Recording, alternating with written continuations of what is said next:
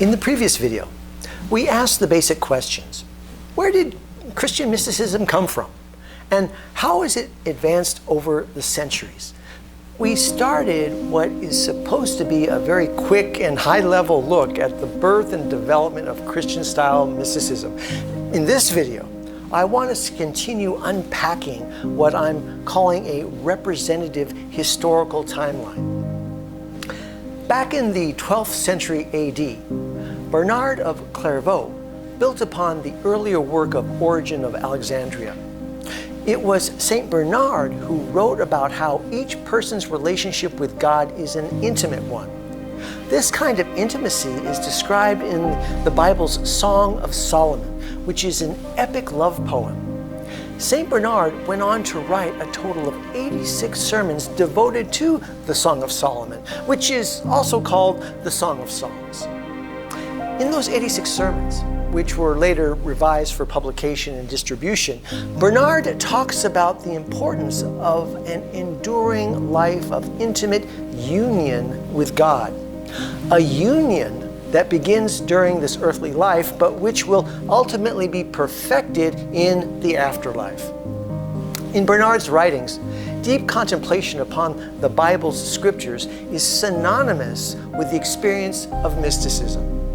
Bernard would say Christian mysticism is not about experiencing spooky or paranormal events.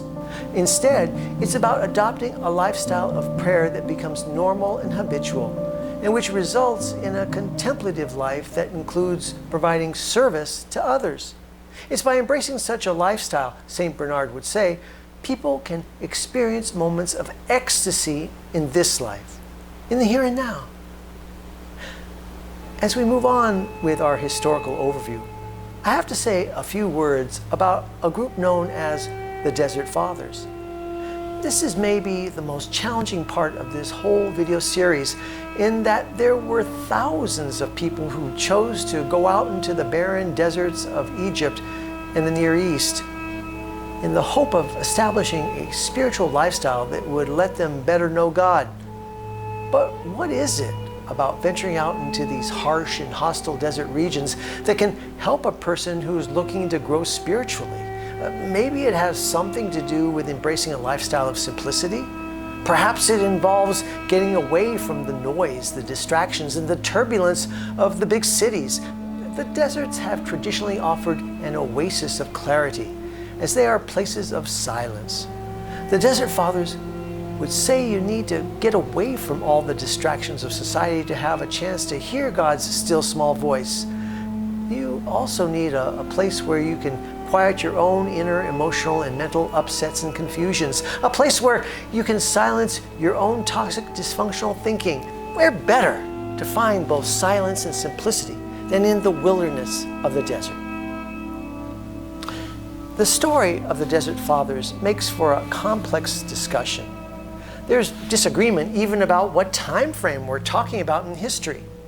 Some scholars say the era of the Desert Fathers goes back to the 1st century AD, with the lives of John the Baptist and Jesus himself.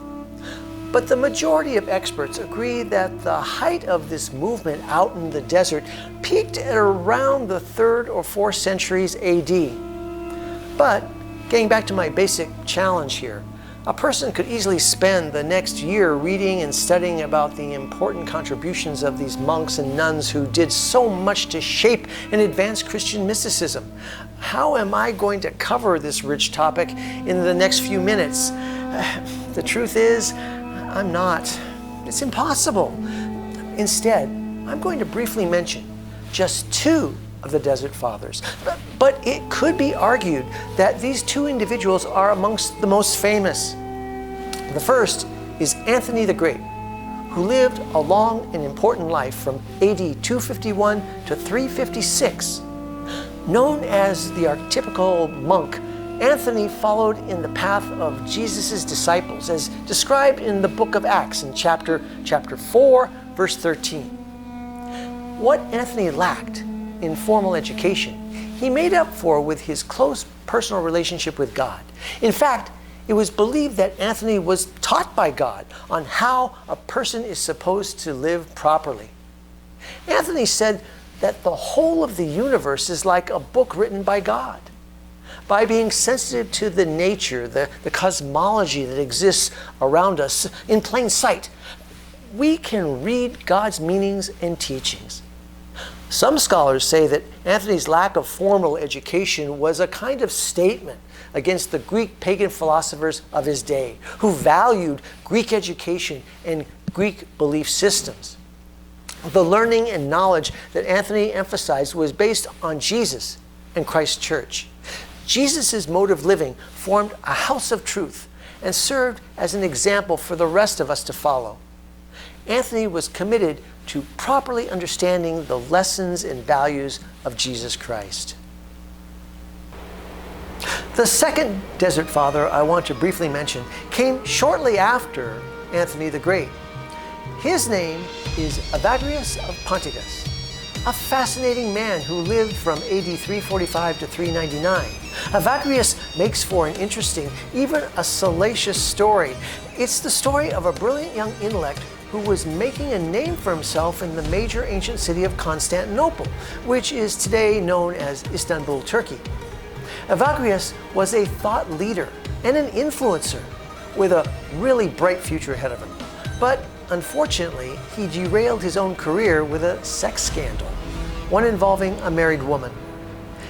Disgraced, discredited, and humiliated, Evagrius retreated into the desert to live a reclusive life.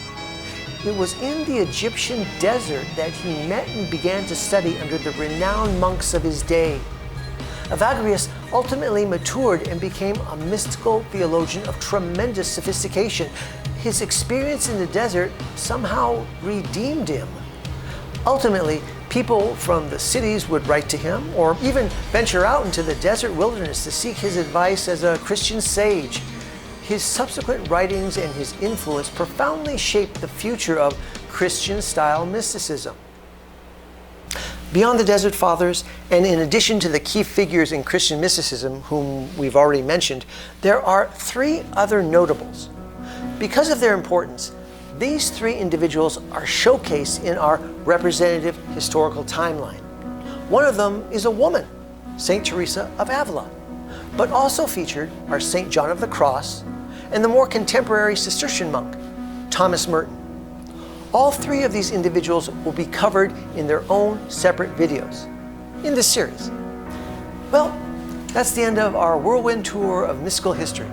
I hope it sparked your interest to learn more about the growth and development of Christian-style mysticism. Please feel free to further explore and discover this rich history on your own. In the meanwhile, thanks for watching my video series. See you next time.